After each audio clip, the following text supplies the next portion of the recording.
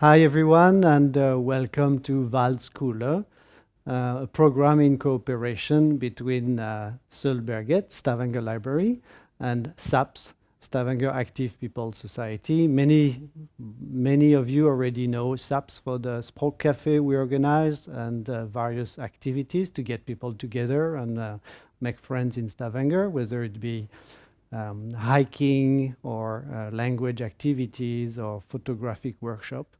But today we're going to do something very different. We are going to help you understand the welfare system in Norway. Many of you have heard of NAV. And we are going to do this in perspective of the coming elections in September, where we hope that many of you are going to vote. And in order to do that, we have three guests today, and we have Alexandra, who is going to be our facilitator for the event. Yeah, we hope you enjoy it. Hello, everyone. Let me introduce our first speaker. It's Håkon Hestvik. Hello, Håkon. Håkon has a master's degree in comparative politics that relates to the international politics. He has been working for more than 20 years at Sølvbergets, being mostly occupied with an organization called Global Skole. Welcome, Håkon, and we really hope that you will tell us more about the political system in Norway. Thank you. I will do my best to guide you through mainly the electoral system of Norway. But first, I want to take a quick look across the Norwegian border. And we are going to start with this. Some of you might recognize this as the Berlin Wall and the fall of Berlin Wall in 1989. And it's nothing less than the end of history. Or that is what a lot of experts call it at the time. What they meant was that the end of the Cold War was the final victory for the liberal democracy. And for a while it looked like they might be right. Democracy spread through Eastern Europe and other autocratic regimes around the world. But soon the tides turned, and it all ended up with this: the storming of the Capitol in the USA. The election and transfer of power in what's supposed to be the beacon of democracy was a total mess. What had happened? Well, that's a long and complicated story, and I will not try to make sense of it now.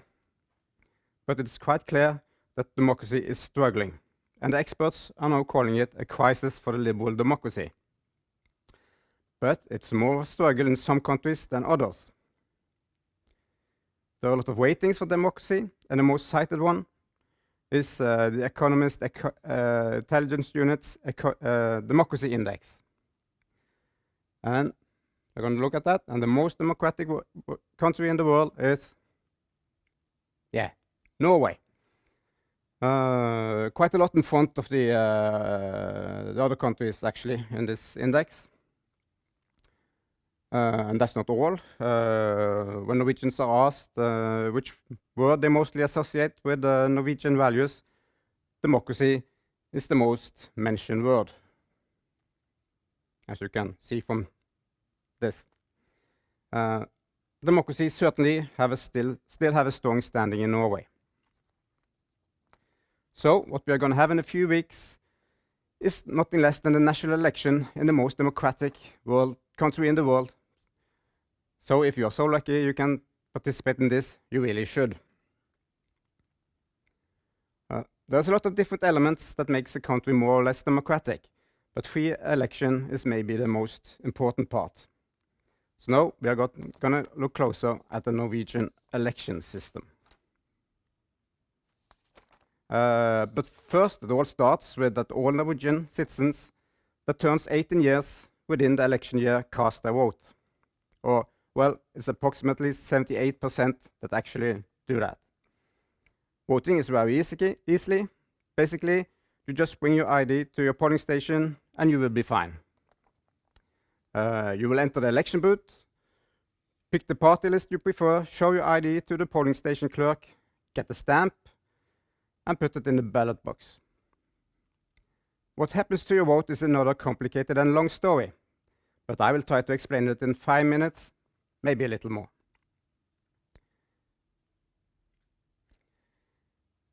And we're going to look at the electoral systems. There are a lot of different electoral systems in the world, but we are going to look at 2 different main approaches to how you declare a winner or winners in an election to a parliament or national assembly. It's easier to understand what it is if you compare it to something. So let's start with what is the opposite of the Norwegian system. That's namely a single winner system. You will have an election district with a single winner, often but not always, also a single member election district.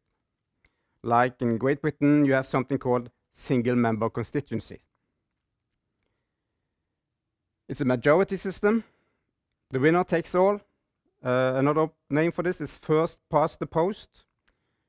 It will tend to give us a 2-party system. It's very hard for smaller parties to compete with Labour and Conservative in Great Britain, and for independent candidates to against the Republicans and Democrats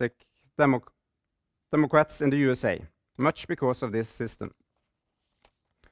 A lot of the large democracies in the world has this system. As mentioned, UK and United States, but also France, and the biggest of them all, India, among those countries. The advantage with this election system is that it probably will give the country a stable and strong majority government. The bad things is that it is not representative, far from the democratic ideal. Every vote counts the same, and some voters might feel hard done by. A good example of this is the election result from United Kingdom in 2015. Well, you can see here that the Conservative Party got 38% of the votes, but more than 50% of the seats in the House of Commons. So they can form a majority government without negotiating with other parties. And if you also look at the UKIP, or United Kingdom Independence Party, almost at the bottom of the list, they have more than 12% of the vote, but only 1 candidate. As you can see, generally there is a far from a perfect match between number of votes and seats in the parliament. I'm not necessarily saying that this is a bad system. In a more proportional system, like we have in Norway, this result might give you a government depending on a party like UKIP. And I suppose that would not have been very favorable. And now we are going to look at this kind of system, the multi-winner system. More of the system we have in Norway. You will have election districts with several winners. It's a proportional system relative to the voting result. Votes will match elected candidates quite good, and it will usually give us a multi-party system. The good things about this is that it is fair, it's representative, every vote counts almost the same. The problem with that system is that you often will have a stable government, sometimes, almost always a coalition, and sometimes a minority government. There are some extreme versions of this. In Israel, the whole country is 1 election district. So it's very representative. Every vote counts the same in this large national pool of candidates. But at the same time, they are struggling with stability. They have actually had 4 re-elections the last 3 years. They just can't get the members of the National Assembly, or the Knesset, as it's called, to agree on supporting a governing coalition. A less extreme version of this is Norway. There you have 19 election districts, the same as the old counties in Norway. The numbers of candidates allocated to each district is mainly decided by the size of the population in the district. But also the size of the area goes into the mix. So actually, there are more votes behind each candidate in Oslo than in Finnmark, which is very densely populated. But that's not all. We also have something called leveling seats to make the share of seats match the overall national vote even more, to make it more proportional. Sort of an extra election district for the whole country. There are 19 of these seats, one from each election district. But there is something called an exclusion threshold, or sperregrense, to get any of these seats. And it's set at 4% of the national vote. This is to avoid having a lot of small parties in the Storting. It's very important for the smaller parties to reach this threshold. If they cross it, they will probably take a good share of these candidates, because they will probably just miss out on several candidates in the election districts.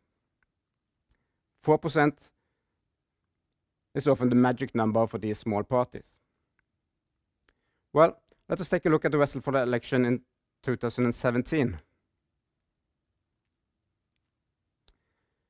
Although the way they distribute the winning seats in the election districts give the big parties a little advantage, you can see here, compared to the British, that it's more or less a perfect match of votes and mandates for parties. At least for those above 4%, mind you. In the bottom here, you can clearly see the importance of the sperregrense. Rødt og Miljøpartiet De Grønne have just one seat, and KrF and Venstre, both above the threshold limit, have 8 seats. Although the disparity between the votes isn't that much. And this gives us this Storting.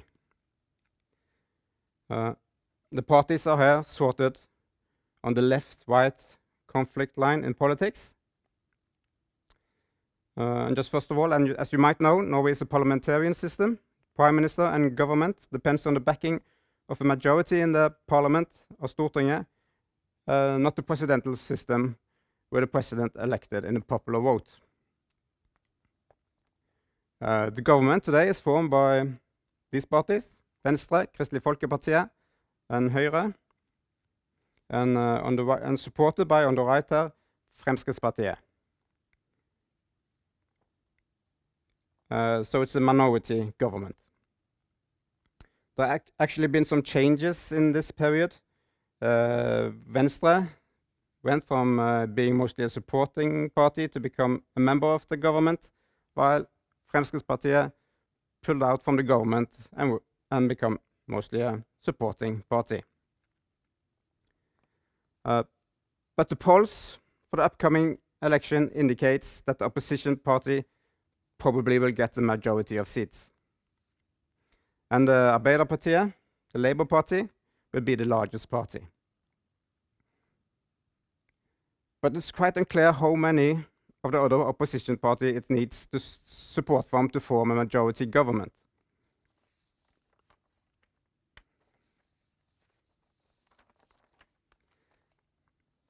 And also, the right parties on the right side seem to be closing in as well lately. So we might have a real election thriller coming up. There are a lot of parties here, and even more that's not represented in Stortinget. If you don't know them, their history, values and program, you might try a valgomat to give you an indication of which party you should vote for. There are a lot of different valgomats. You have this one from NRK. You will also find on VG and the other large newspaper in Norway. They will mostly be in Norwegian, so you might use the translator in your browser or something like that. Håkon, thank you very much for today, for all your explanations you did for us. And I would like to appreciate one more time the words you said about September 13th, that is going to be elections in the most democratic country of the world. And please don't lose your chance to participate and stand out. Yeah. Thank you. It's only every fourth year, so it will be a long time until the next time. It's like Olympic Games, huh? Yes. Just more exciting. Just more exciting. Yeah. Thank you. Our next speaker is Rishi Khandelwal. Rishi is a second-generation Indian who has been living in Norway since 1974. He is married, has 2 kids, and working for oil industry. Rishi is passionate about volunteer societies and represents Høyre party at Stavanger bystyre. Welcome, Rishi. Thank you very much. For us, people who has foreign background, we feel privileged having a voting rights in the most, or perhaps the most democratic country in the world. But explain why. Why should I vote? See, without voting, our society will not function. Because when you vote, you tell what is important to you. Should we prioritize schools? Should we prioritize hospitals? Should we build more roads? How much are you against the bompenger? So many issues that are decided by the vote. And without this, we may end up with a small elite running the government, which may not exactly do what the people want. And that would be sad. And there is a reason why we're called one of the greatest democracies, perhaps. We love to think about it ourselves, at least. Is that there is a very good connection between politicians and the people, and your vote actually matters in Norway. That is the great thing here. But in many other countries, your voting doesn't matter, doesn't do much. Why it is so different in Norway? Well, there are many reasons for this. One of the reasons, one of the most important reasons, are perhaps that it's an inclusive democracy. It means that it's easy to join politics. Politicians do not have great privileges. Actually, they don't have any other privileges than normal people, and they're not paid. Usually, they end up spending their own money. So it kind of becomes very inclusive and very near to the public, without too much of a self-interest. Yeah, but will my vote count in a coalition system? Yes, the coalition system actually can be a problem when you're trying to implement great policies, but it can also be a good thing so that you don't get something what we call a majority dictatorship, where the majority simply overrule the minor point of views. So when you vote, you can vote for one of the majority parties or one of the more minor parties, and in a coalition they also have a say. So that ensures that your point of view matters, even if your point of view is not the most prevalent. Yeah. But tell me, Rishi, what impact are you making in politics? Well, the greatest impact I try to make is to listen to people, what is important for them, and try to convey this in the debates we have in the various forums within the party and outside the party. And it's all about improving the lives of the normal person. And what I love about Norway is that we focus a lot on the people who do not have a voice.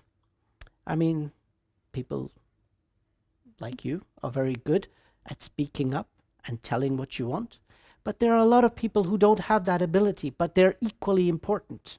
And a society can never be good unless we take care of the ones who cannot speak up for themselves.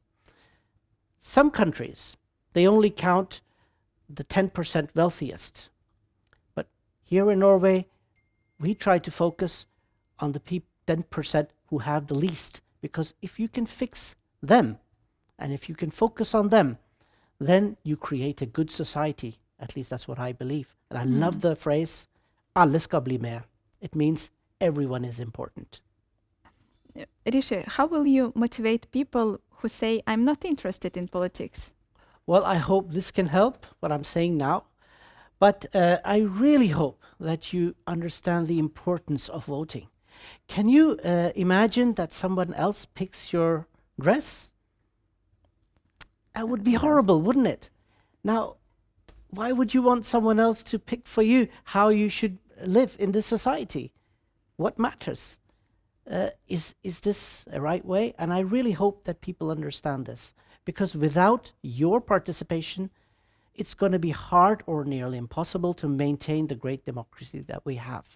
Yeah, and what are various ways to be active in politics here in Norway? Well, perhaps the most impact can be made if you join politics. It's not as scary as it sounds. There are a lot of stands around, and you can speak to the various parties, representatives there. Most of them are just volunteers. Ask them difficult questions and see if you want to join one of them. The parties usually have a lot of social events, they have a lot of debates, and they try to integrate you into the party culture. And that's the way you can start making your point of views and influencing the way party works. Yeah. And the most active participation you can do is coming on September 13th. So what will we say to people? Please vote. Your vote counts, not only for yourself, but also for your children. Because if we cannot manage to get enough people to vote, then it's going to be hard to maintain the fantastic system that we have. How will you explain the whole process of voting? Like practically, what should I do? I'm a first-time voter. Well, the way it works is you get a voter card. Yes, through my mail, I got it. And you take that voter card, and then you take it to one of the booths, the election booths. Yeah. You can find more information on the internet, and you simply just turn up with an ID, and then you go inside. And then you will be shown to a small enclosure. Yeah. And there you can choose the party you want to vote to, put it in an envelope, and that's it. Can I vote for just one party, or I can choose several? In the national elections, you can only vote for one party. Yeah. Yeah. So I have to make my mind straight. You should have made your mind before you come to the booth of who you're going to vote for. Yeah. Yeah. It's recommended practices. That's absolutely right. It's recommended. Yeah. Because it's a rather shop around. Take some time. Imagine you're on Amazon and you can choose what type of life you want. That is how you should look at this. This should be fun. Yeah. Thank you, Rishi. Thank you very much. Our last speaker for today is Heidi Lie Eriksen. Hello, Heidi. Hello. Heidi has a master's degree in social work. She was employed by the county governor of Rogaland in connection to legal guardianship and implementation of the United Nations Convention of the Rights of the Child.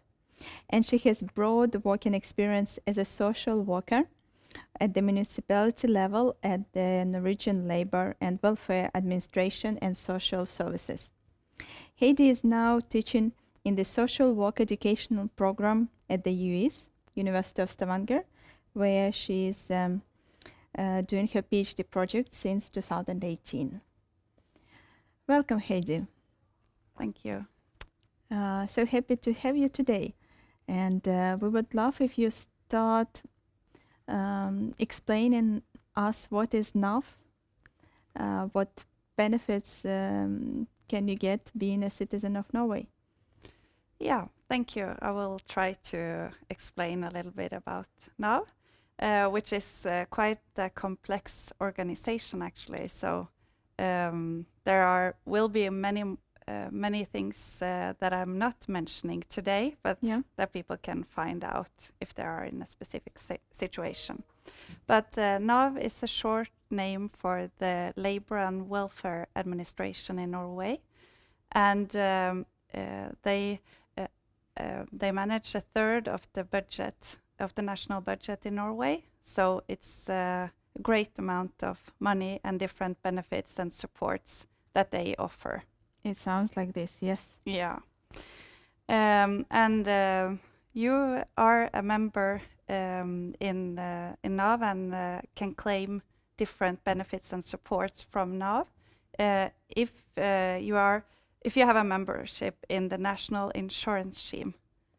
How can I be sure that I'm a member of it, or how can I find out what kind of membership I have there? Yeah, actually there are different types of memberships as well, and this is quite complicated, but you can contact NAV and ask them directly.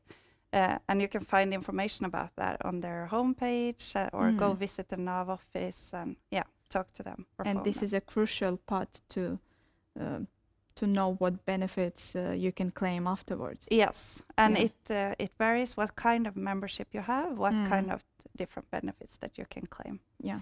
So and it's also possible to have rights based on a social security agreement that one has as well. But you asked something about what kind of benefits you could. What can I claim from NAF? What kind of benefits?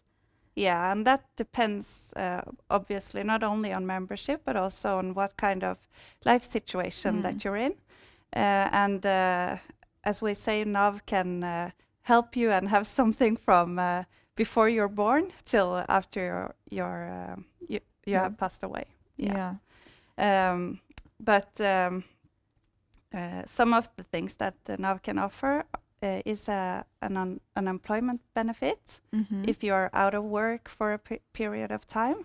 But you need to be registered at the NAV office with as a job seeker. Yeah. So then you can apply. And if you become sick, if you are in a job, you have a job, but you become sick for a period, you can also apply for a sickness benefit, which lasts normally for up to a year, but obviously they will try to make you get back to work as soon as possible. Because NAV has some main goals, which is the principal one is to make people stay in work or get work if they don't have a job. And if it's not possible with a normal job, it will be to be active in some way through through courses or And all this you discuss, it is called veileder, like supervisor, who will be who will be given to you if you are in such situation. Yeah. And in NAV, many different kinds of professional people work. One of the big or main groups are social workers, as myself. Yeah. And you can, if you are going to have a child, for instance, you can have a parental benefit for the period of time that you are out of work or you have to be out of work because you are going to take care of your child. And in Norway, we have quite long or quite big benefits related to parental issues. Yeah. And you also, if you have a child in Norway or you're a parent and you work in Norway, even though your child don't live here, you might have a right to claim child benefit, which lasts up to the child is 18 years old.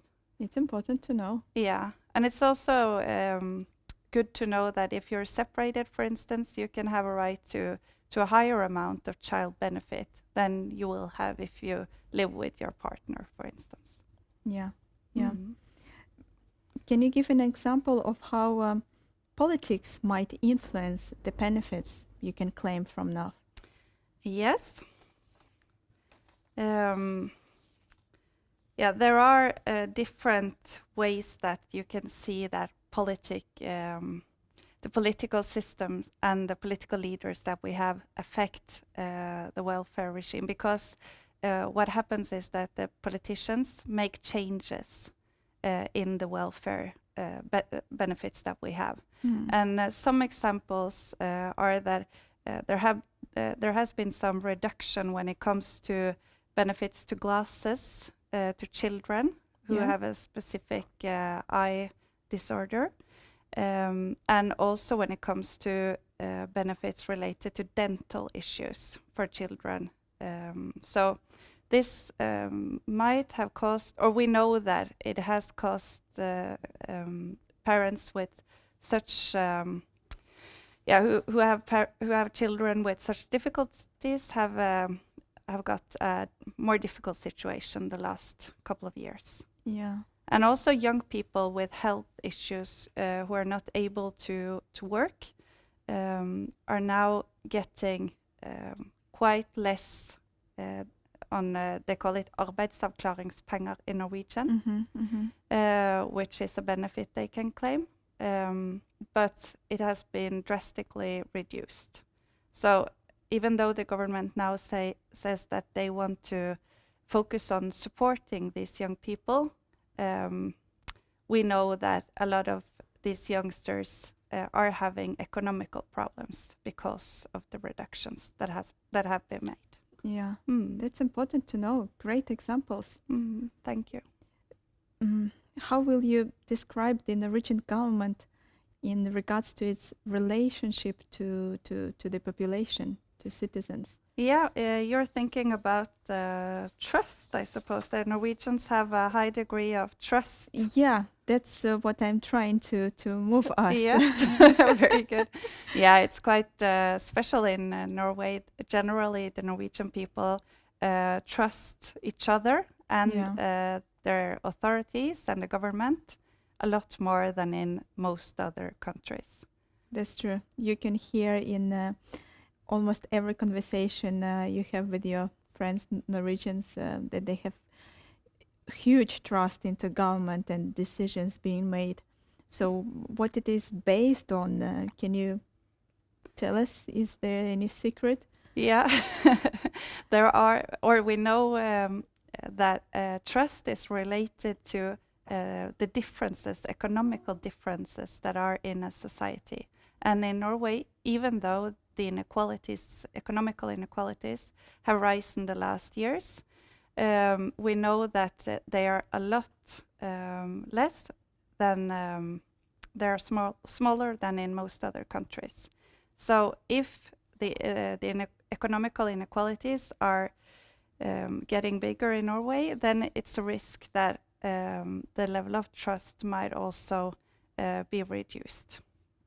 But you can also, if you take one example when it comes to trust now, is for instance how the government has handled the pandemic situation. Yeah. You see that the other politicians are actually quite loyal, and they don't criticize a lot what the government has done. And that's quite interesting, I believe, an interesting phenomena. Yeah, for sure. But sometimes people can get an impression that it doesn't really matter what political party to vote for. Yeah. So what will you say on this? Is it correct? No, I would not say that is correct. But before I'm explaining a little bit more about that, I would like to mention something about the welfare regime that we have in Norway, which is quite interesting as well, which is called, it's a defamiliarized welfare regime with universal welfare to its citizens. So this has implied that there has been a modification of traditional gender roles with the male breadwinner, and it's women and child-friendly regime, you might say. And in Norway, it is not, and other Nordic countries which are comparable to the Norwegian system. It's not necessary to rely on family support if you get in a difficult situation during your life. You have the state that you can rely on as well. And as we talked about, Norwegians do rely on the state normally. On the government, so they will support there are many different ways that you can get support. And I could say a lot more about now than I did earlier, because there are a lot more things that they can support with. For instance, they can also give financial advice if people are having debts or economical problems, and they can help to solve that and go in direct contact with the people you are owing money or the companies that you're owing money. Yeah. So that's another example. But in Norway, what you see when you asked about if it doesn't matter what kind of political party you're voting for, if you're you or somebody else is thinking like that, then in some parts it's correct that we have it's a common like vision or ideology between the political party, which is related to redistribution, and that happens through our tax system. So we have a tax system that are taking money from people who can pay and giving to all of us. Yeah, distributed among those who need it. Yeah, and you see it goes to hospitals, it goes to school, it goes to child benefits for everyone, and also there are financial benefits for people who are not having an income. Yeah. But the intention with the welfare regime that we have is that it's supposed to make people able to take free choices of how they would like to live their life. Yeah, but my main focus was on, if you read political parties' programs, you can feel that they're almost about the same. Yeah. Is there a trick for persons who are not in politics to read the program and to see the difference, see these major differences, or something that will, that you can distinguish parties and maybe the direction they will rule or govern the country if they will come in power? Yes, because there are important differences, I would say, between especially between the right side and the left side. Yeah. And you may, I don't know if I did right ways now, but the right side is more concerned with individual freedom, while you can say that the left side is more concerned with solidarity.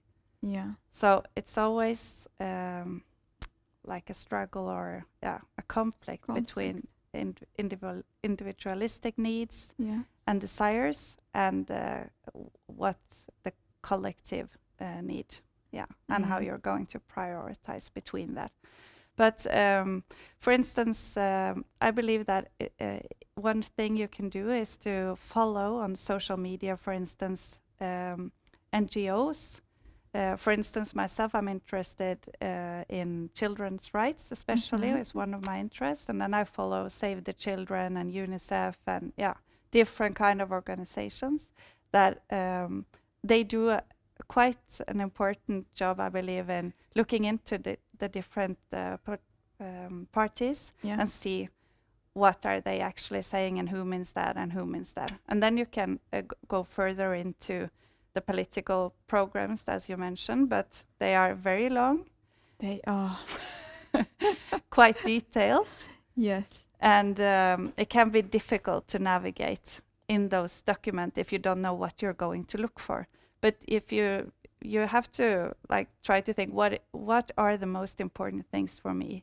Yeah, certain areas that you can be interested in, and then see this through all other parties. Yeah, and then you take one specific case, and then you can look into different political parties, their programs, and see what are they actually saying about this. And what you also should be aware of is that there are some tendencies that some parties might get quite populistic, and it can be difficult then because they're saying one thing, it sounds like a good idea, and then there are other things lying underneath that you're not getting hand on that easily. So like hidden rocks. You have to reflect. Yeah, so you have to be engaged into politics. Will you say that it's important to be active in politics in Norway? Yes, I would say it's very important because even though I believe that we have a good democracy and a well-functioning political system in Norway, it requires legitimacy. And the way it gets legitimacy is that people, and like most of the people, must engage in politics. And by engaging, you can vote. You can become member of a party, and you can also, by becoming a member, you can also put yourself available for being elected as well, and then you can actually influence on the politics and decide how our society is going to be at the end, if you get votes, of course. Yeah. What will be your answer to people who say, I'm not interested in politics? How would you motivate them to come on September 13th and make their vote, cast their vote? But do you know, people who say that they are not interested in politics, I think maybe I can understand that it can be boring to listen to the debates. They are maybe sometimes just discussing, but politics concerns everything and every one of us, I believe. All areas of our life. Yeah.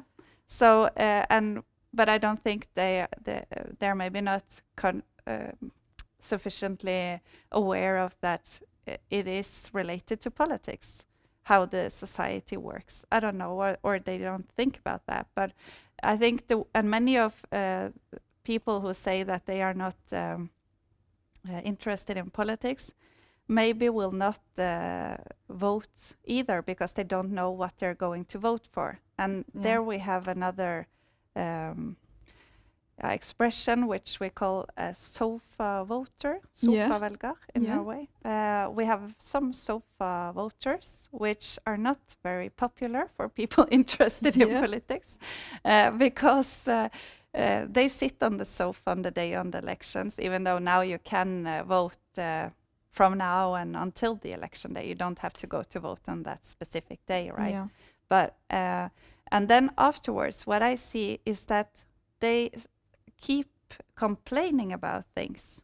They complain about how society works. They complain about NAV. They complain about many things. But they have not voted because they've been a sofa voter. Yeah, they haven't done any of their moves towards the changes that they complain of, or no, their opinions don't reach the ones who are in positions that can change something. So it's better to think about what kind of party do I agree the most with and vote with that party. And that can be the whole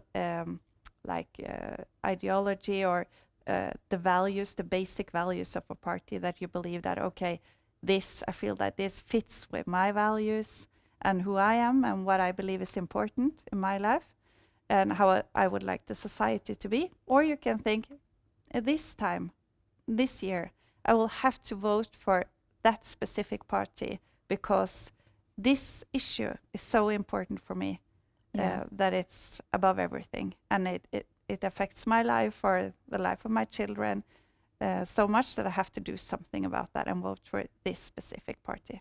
So we have parties in Norway who are mostly concerned with one issue. I'm not going to mention direct parties. We are not mentioning names, it's true. And we have more traditional parties that are based on quite clear ideological. In Norway, there are more than 20 parties you can read programs and choose from. So it's a big job in a way for the citizen in Norway. Yeah, it is. But many of those 20 are quite small parties, and as you said, they mostly concerned about one issue, one topic. Yes. But I got impressed myself when I've been working twice with receiving votes and counting the votes in the municipality here. And that is also another way that people can learn more about the political system. and how the elections work. There were parties that I hadn't heard about that I Okay. saw. Yeah, but they're not receiving many votes either. Yeah. So that was. Thank you, Heidi. How should we conclude the talk? I think it's very important that everyone uses their vote. That's the important thing. Completely agree. Yeah, because if we're going to have a good democratic system and a good political system in Norway, we need people to engage in it and to use their vote. So that's actually what I'm mostly concerned about, is that people use their vote. Yes, please use your vote. Don't be a sofa-velger. Don't be a sofa Voter. voter. Yes. Yeah. And remember that you can vote before September 13th. I think coming from today until September 13th, you can come. I think it stops a couple of days before. Okay. But just look at the municipality of Stavanger has a lot of information, and it's also one there. They have different places in the city where you can go and vote. Yeah. One in the center. Yeah. Thank you, Heidi. Thank you so much for inviting me, and happy elections. Happy elections. Yeah. Happy elections. Thank you.